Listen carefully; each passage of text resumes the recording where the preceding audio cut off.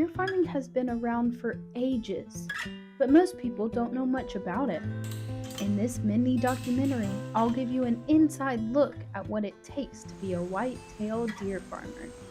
I've had the chance to work closely with a father and son team who started their own farm, Master Rack Whitetails, in 2019, raising these remarkable animals.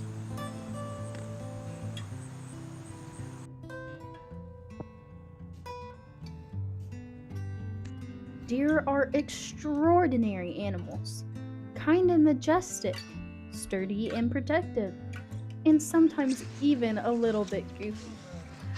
But like raising any animal, white-tailed deer pose unique challenges to farmers. As prey animals by nature, they're often skittish and untrusting, which can make helping them difficult if they fall ill or get injured. Master Rack Whitetails faced one such challenge a few summers ago, a situation that would change their farm for the better.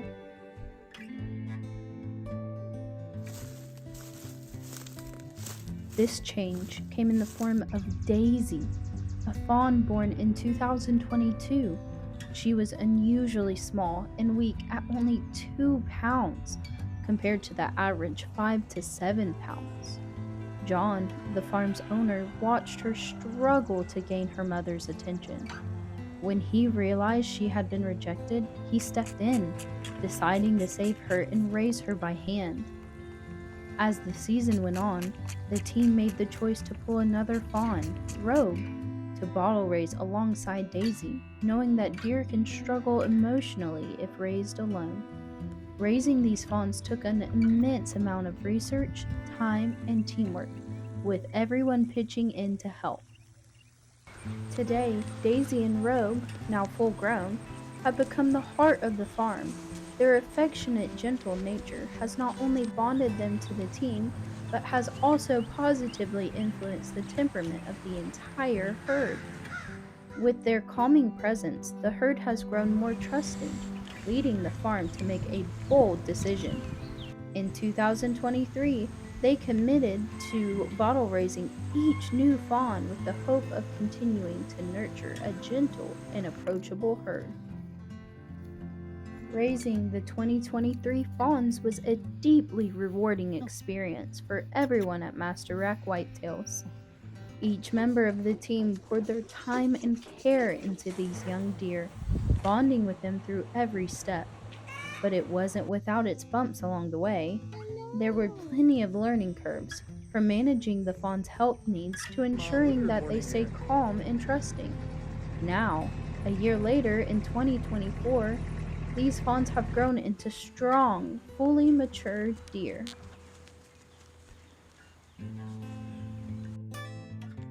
For the does, there's a careful plan ahead. They'll be bred when they turn 2, giving them time to grow strong and healthy, so they can produce healthy offspring of their own. And as for the bucks, we're here with Jordan, the son and co-owner of the farm, who's going to share more about what's in store for these young bucks. So another thing people don't think about is the life cycle of antlers. So heading towards winter, September, October, they've already grown their antlers, and what that's called is being enveloped. And so people stereotypically see bucks with these big white antlers, and they're like, oh, that's deer antlers. Well, what they usually don't see is deer with these big kind of like tan things that kind of look like they're fur and they're fuzzy. Well, that's when they're in velvet. And so when they're in velvet, they're really sensitive to the antlers, so you don't have to worry so much about them getting hurt or fighting each other, because there's a lot of blood veins going up there to form the bone, because antlers are kind of like your fingernails.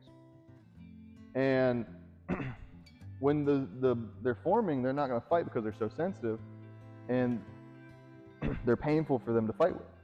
But after when they start transitioning from velvet and into bone, you start seeing the velvet start shedding from their antlers. And it's kind of a grotesque scene because it's bloody and you got stuff hanging off of it and they're scratching on trees, because it's not as painful, because the antler is fully grown, it's not going to grow anymore.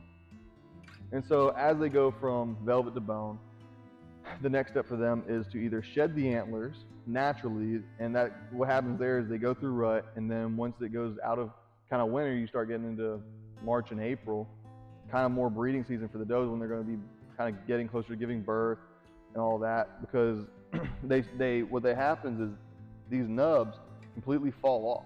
They start itching and irritating them down at the base, and so they start rubbing their antlers again, kind of like they're in velvet, because they have no need for them anymore. It's just extra weight, and it's kind of like teeth. They have a new set kind of trying to push up below it, and so not only is it itching, they got something coming up below it that's kind of creating pressure, and it's just becoming bothersome. So they start rubbing on trees, and eventually these will just naturally fall off, and they begin the whole new cycle. They get little nubs, the little nubs grow, and it goes back into velvet, and from velvet to bone, then bone to shed. And the difference between wild deer and farm-raised deer is that they could shed their antlers every year, but that poses a risk and liability problem to farmers, because during the rut, when they're trying to pick their females to breed, they like to fight with them, and what the people don't understand is they'll fight to the death.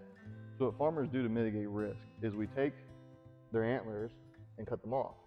And we do that by knocking the deer down with a tranquilizing dart, and it sedates them safely. Now, with anything there is a risk. You do have to be careful, but we cut their antlers off, low to the base, but not too low to hurt them, so that but they can kill themselves if they get hung up in the fence. So the deer I was previously petting is a piebald deer. He has white markings on his body. They're unique and highly valued amongst deer farming. Not only that, they're very valuable if you can show that they're proven piebalds. And what I mean is, Stumpy down here is what we call him.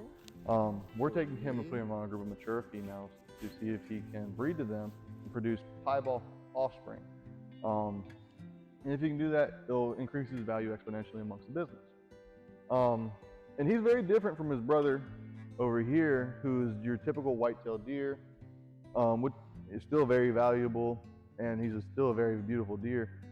At the end of their breeding cycle with the boys, two things will happen. One, we'll either keep them and breed them again with a different group next year, or we might sell them to a hunting preserve, depending on the needs of the farm as well as our capacity, because we can only keep so many deer per acre.